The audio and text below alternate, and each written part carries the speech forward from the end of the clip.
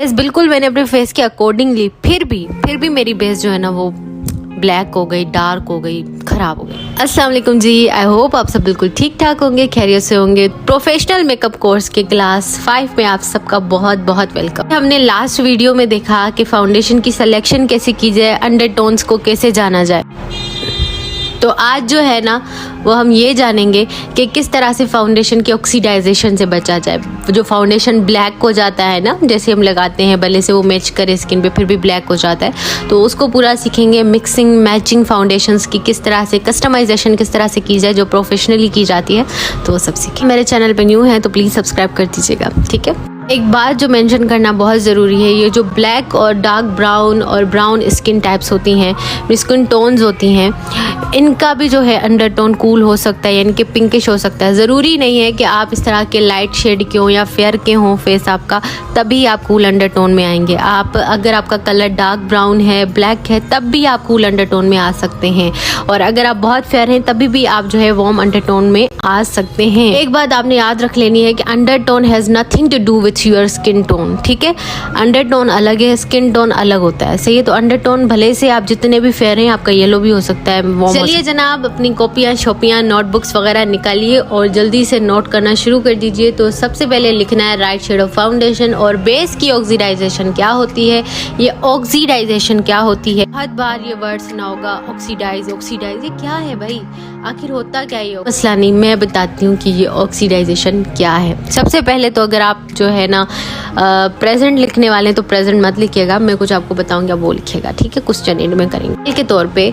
जब हम एप्पल काटते हैं, ठीक है, सेब काटते हैं, अगर हम इसको थोड़ी देर बाहर रख दें तो क्या होता है, वो काला होना शुरू हो जाता है, ठीक है, ब्राउन। और हम बनाना काट के रखें तो वो भी काला होना स्टार्ट हो जाता है, ऐसा होता है ना। सेम वे है कि जब हम फाउंडेशन फेस पे अप्लाई करते हैं और हम बाहर जाते हैं या जैसे ही अप्लाई करते हैं, यानी कि वो ऑक्सीजन के साथ वो कांटेक्ट में आता है, तो वो क्या होता है, डार्क होना स्टार्ट हो जाता है। ऑयल्स और उसके जो पिगमेंट्स हमारे स्किन के होते हैं वो छूटते हैं, वो फाउंडेशन के साथ मिलके एक अलग ही कोई पिगमेंट बन जाता है, जिसको कहते हैं बेस की ऑक्सीडाइजेशन।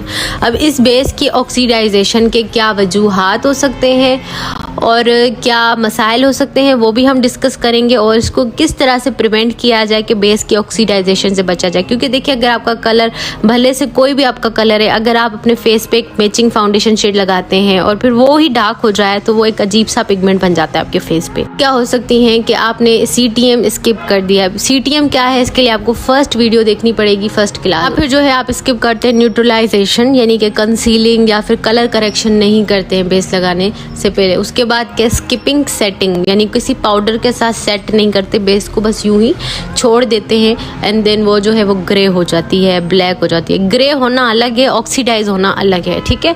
तो ग्रे जब होती है ना बेस, तो आप अपनी स्किन से फेयर टोन लगाते हो तो वो ग्रे हो जाती है, लेकिन जब आप स्किन के साथ बिल्कुल मैचिंग लगाते हो तो वो हो जाती है ऑक्सीडाइज। आखिर ये ऑक्सीडाइज क्यों होती है? अब बहुत सारे लोग बोलते हैं कि ये बेस ऑक्सीडाइज नहीं होती। नहीं, हर बेस ही ऑक्सीडाइज होती है, थोड़ी या बहुत ज़रूर होती है। तो आपने ये कभी नहीं सोचा कि कौन सी बेस लें जो ऑक्सीडाइज नहीं होगी। ऑक्सीडाइज हर बेस होती है जब वो ऑक्सीजन के कांटेक्ट में आती है, आपका पिगमेंट फेस छोड़ता है, ऑयल छोड़ता है, तो वो ऑटोमेटिकली जो है ऑक्सीडाइज होकर डार्क हो जाती है। लेकिन इस चीज़ से कैसे बचा जाए वो आज पढ़ते हैं। सारी गर्ल्स कहते हैं कि सर्टिफिकेट कैसे मिलेगा। सर्टिफिकेट बस एंड पे मिलेगा कोर्स के, जब इसकी लास्ट वीडियो आएगी। उसके बाद आपने इंस्टाग्राम पे मेरे मैसेज करना है, अपनी जीमेल आईडी और विथ नेम आप भेजिएगा, फिर हम आपकी जीमेल आईडी में आपका सर्टिफिकेट भेजेंगे। अगर आपका इंस्टाग्राम नहीं है तो आप मेरे फेसबुक पेज पे भी कांटेक्ट कर सकते हो। इससे पहले हम क्या करेंगे, फाउंडेशन की मैचिंग, फाउंडेशन की मिक्सिंग और फाउंडेशन की कस्टमाइजेशन। अब ये मैं आपको प्रैक्टिकली करके दिखाऊंगी, तो ही आपको यकीन आएगा कि ये कैसे होता है। और ये सैलून में ही किया जाता है, ये पॉलर के सीक्रेट्स हैं जो आपके साथ शेयर कर रही हूँ। ऐसा नहीं है कि आपको 10,000 फाउंडेशंस बाय करनी है, लेकिन क्या ट्रिक्स यूज़ करनी है वो है। अब देखिए, मेरा जो फाउंडेशन है फिट मी, मेबेलिन फिट मी 128, ठीक है। मैंने इसको जब मैं बेस की स्वेचिंग कर रही थी तो मैंने आपको यूज़ करके दिखाया था। मेरे हाथ से डिट्टो परफेक्ट मैच है, लेकिन जब मैं फेस पे से लगाती हूँ ना तो इतना मैचिंग शेड है कि गायब हो जाता है मेरे फेस पे और ये ऑक्सीडाइज होना शुरू कर देता है, यानी कि डार्क होना शुरू हो जाता है, सही है। बिल्कुल सेम डिट्टो भी मैचिंग नहीं होनी चाहिए कि आप आपका बेस ऑक्सीडाइज हो जाए। सही वो कैसे आपने करना है सही, तो वो मैं आपको बता रही हूँ।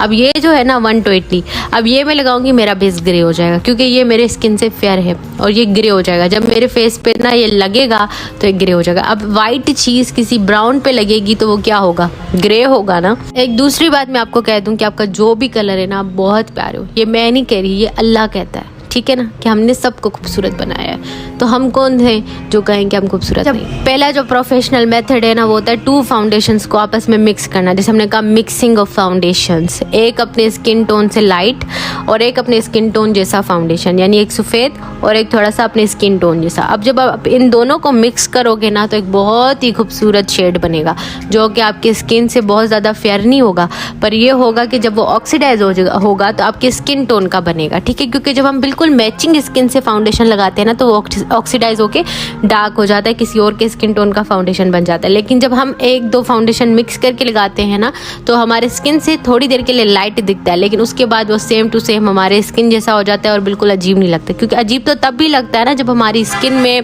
लग के वो कोई और कलर बन जाता है। ये आप देखें शेड के, ये कितना खूबसूरत शेड बन गया। जब मैं फेस पे इसको लगाऊंगी तो ये बिल्कुल सेट हो जाएगा थोड़ी देर के बाद, ठीक है ना। ऐसा नहीं लगेगा कि मैंने कोई आटा लगा लिया है। दूसरा मेथड है, आपके पास होना चाहिए कंसीलर। आपकी स्किन से लाइट कंसीलर होना चाहिए, फेस से लाइट होना चाहिए, ठीक है ना।